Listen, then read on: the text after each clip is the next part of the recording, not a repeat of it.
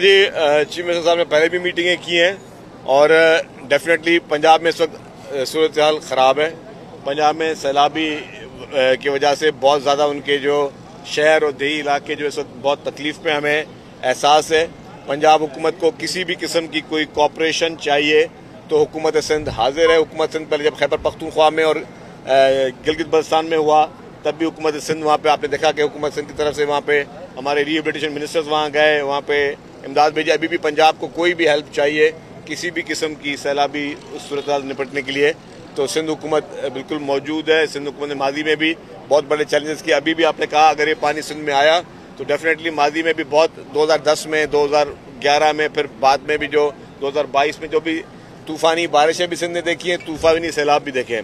تو اللہ نہ کرے یہاں صورتحال ہو, لیکن اگر اس طرح کی صورتحال ہے جو کہ تھوڑے بہت اثرات نظر آ رہے ہیں تو we are very much prepared.